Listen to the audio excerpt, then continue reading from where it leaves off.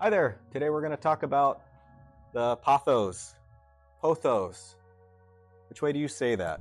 Pothos, Pothos. It's Epipremnum. This is Epipremnum aurea, or the golden Pothos.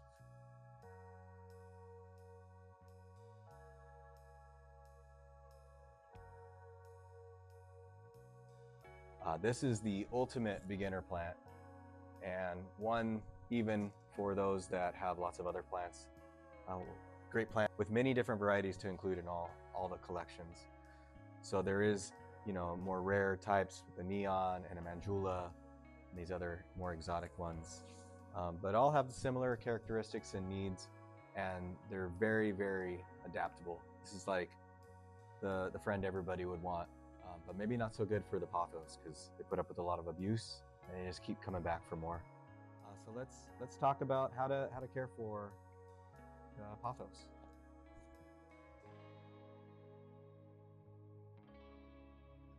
So as far as light, Pothos are going to prefer bright and direct light. So near a southwest, if you're in your home, near a southwest window or west-facing window, but pulled away from the windows. So right past where the light is coming in is where they'll do best. Now they will adapt to lower light conditions. What will happen though is if you've got different colors on the leaves and different variegations, they will close up. They won't be as bright or differentiated. They'll be more green because the plant's trying to pull more light in. So they'll also get thinner and kind of vine a little smaller. The leaves will not be as large, but they'll still do okay in low light conditions. But like I said, super adaptable and easy to get along with. You can abuse it, or you can in both ways by not giving it enough water or too much water, and it still just hangs on with you. So home, it could be in an office setting under the fluorescent lights. It'll do okay there. Also outside, not out in the full sun, but tucked away under a porch or some sort of lanai, or just shelter from full sun. Okay, as far as water goes, they prefer to be watered when the first 1 inch is dry in the pot. So with this one, we don't need to see how wet it is all the way down. You could use your finger, put it in the top inch, and see if it's wet. If it's wet, then it's not time to water. So this is one you check every week, right? If you have a routine, you could check it every week. That doesn't mean that you necessarily need to water it. What I prefer to recommend is that you always use a moisture meter. So what you do is put the moisture meter in the top inch and then check it. And as you can see, this is still moist, and you'd wait the top inch to be in the dry level. On this moisture meter, it's where it's red and it says 3 or 2 or 1. So if we were to put it further down, you can see that it's very wet on the other side. So if today was my watering day, this plant would not need water. So every time you use the moisture meter, when you're done, make sure you wipe off the probes, clean those off, and then you put this away. So watering when the top inch of soil is dry. And when you water, you want to put it in a place where you can water it thoroughly. So have it in the sink and let the water come out the bottom thoroughly. Let it dry, then put it back wherever it is. As far as fertilizer goes, they do like to be fertilized when they're actively growing. Some places that could be all year. Other places might just be spring and summer. Depends on the swing and the climate. If you water more frequently, say you're doing it once a month, just dilute your fertilizer to 50%, and then you can do some more microdosing. That'll encourage a lot of new growth on your Pothos. You want to use a balanced indoor houseplant fertilizer when you're doing the fertilizing for these, and just follow the directions on the back. Okay, let's talk about pests with the Pothos. So they are susceptible to pests, especially mealybugs. Pothos really attract those at times, so you gotta be prepared to be proactive when you do see them. Also, spider mites can get in there. So what you're going to do is inspect into the leaves, and then you're going to want to look on the back sides, and also on the pothos it's going to be right where the leaf meets the leaf comes out of the stem. That's where the mealybugs like to hide in there. And to treat, you can treat with neem oil, an insecticidal soap, or if it's mealybugs, you can also use alcohol with a Q-tip.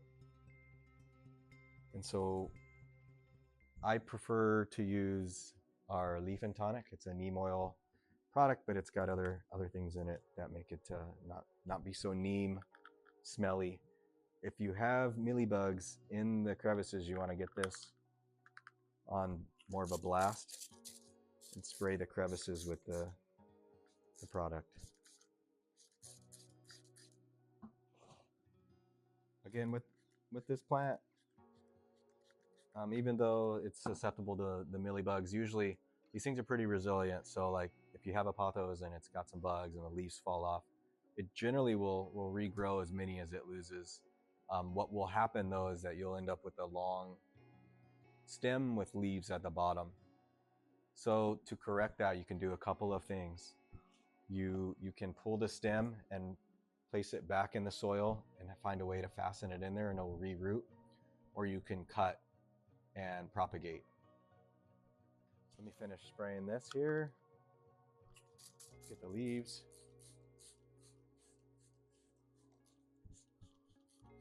And when you're treating, you want to get both sides of the leaves. Give this pothos a spa day here. Okay, for propagation, they propagate from stem cuttings. So you can see the node there. You want to pull back, and so we would cut here. Give yourself about 4 to 6 inches of stem. And so you make the cut there. I don't want to cut this one because I'm trying to grow this for somebody. So you make the cut there, and then you're going to either put it in water and let it root, or you can also put it directly into a loose organic soil mix that includes a decent amount of perlite, and then it'll root and regrow. So for the ultimate glow up, if you are using our leaf and tonic, we can shine up the leaves by using a microfiber or a microfiber glove. We sprayed it thoroughly with the leaf and tonic, and then just gently wipe the leaves down one by one, and that'll give it an added shine. The neem oil kill any pests that were on there, and then also protect it. So pothos is very popular. You know, maybe a lot of people would say overused. So once you get a lot of plants, maybe not as excited about them. But it's a very resilient plant that's willing to put up with abuse, which makes it great for beginners or somebody that can't be spending a lot of time with plants but still wants some greenery to help clean the air inside their home or in their office. And this is a great plant to have around. It can cascade and trail and be placed in many different light conditions. So super versatile. And if it was a person, it'd probably have a whole bunch of emotions because of all the abuse it's taken and never really said anything. It just takes it and keeps performing and giving new leaves. It's like hanging on with the thread, but it's still there. And so that's the pothos. So I hope that helped you with any questions you might have with the pothos. And we thank you for watching and hope you'll continue to follow us on this plant journey. I'm David with the Plant Bar. Thank you. Bye-bye.